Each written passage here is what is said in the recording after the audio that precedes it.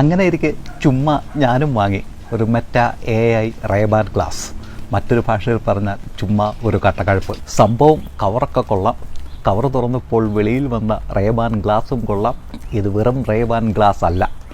ഫ്രണ്ടിൽ തന്നെ 2 ക്യാമറകളുണ്ട്. 12 mega പിക്സലിൻ്റെയും 5 mega പിക്സലിൻ്റെയും 2 ക്യാമറകൾ.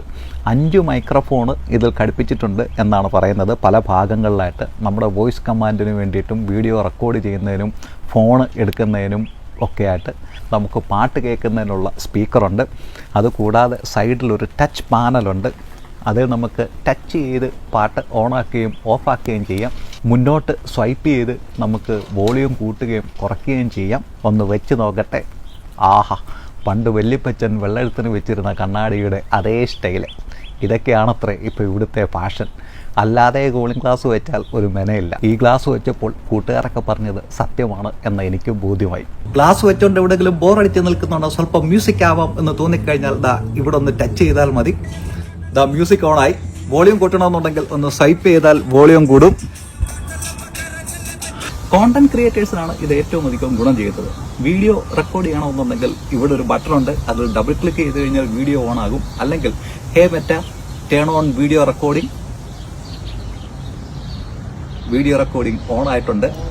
ഞാനൊന്ന് കാണിക്കാം എങ്ങനെയാണ് ഇത് കിട്ടുന്നതെന്നുള്ളത്.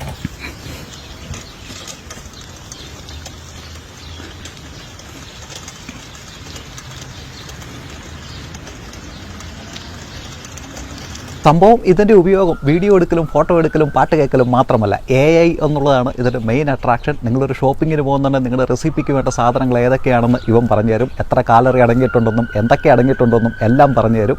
ഒരു ചെടി കാണുന്നുണ്ട്, അതിൻ്റെ ശാസ്ത്രീയ നാമം ഉൾപ്പെടെ ഇത് പറഞ്ഞു തരും. നിങ്ങളുടെ ഫോണിൽ നിന്ന് മെസ്സേജ് നിങ്ങൾക്ക് വായിച്ചു തരും. നിങ്ങൾക്ക് കോൾ ചെയ്യണമെന്നുണ്ടെങ്കിൽ ഇതിലെ മൈക്രോഫോൺ വെച്ച് ആരെയെങ്കിലും വിളിക്കാം. ഒരു യാത്ര പോകുന്നുണ്ടെങ്കിൽ GPS വഴി ഇവൻ പറഞ്ഞു തരും. അങ്ങനെ പല ഉപയോഗങ്ങളുണ്ട്. പക്ഷേ പ്രശ്നം എന്ന് പറയുന്നത്, ഞാൻ മേടിച്ചുകൊണ്ട് ഇതിന് $375 ഇവിടുത്തെ പ്രൈസ്. ടാക്സും അല്ലാണ്ട് $411. ഇന്ത്യയിൽ ഇപ്പോൾ ഇത് വന്നിട്ടുണ്ട്. സ്റ്റാർട്ടിംഗ് പ്രൈസ് വെറും 30,000 രൂപയേ ഉള്ളൂ. കാശുള്ളവനൊന്ന് വാങ്ങിച്ചു വെച്ചോ, ഉപകാരപ്പെടും. പക്ഷേ എന്നെ സംബന്ധിച്ചിടത്തോളം നിനക്ക് AI ഗ്ലാസ് വേണോ അതോ വീടിൻ്റെ ലോൺ അടയ്ക്കണോ എന്നുള്ള ചോദ്യം മുന്നിൽ ഇളിച്ചുകൊണ്ട് നിൽക്കുന്നത് കൊണ്ട് മിക്കവാറും ഇത് ആമസോണിൻ്റെ വെയർ ഹൗസിലോട്ട് തന്നെ തിരിച്ചു പോകുന്നതിനാണ് സാധ്യത.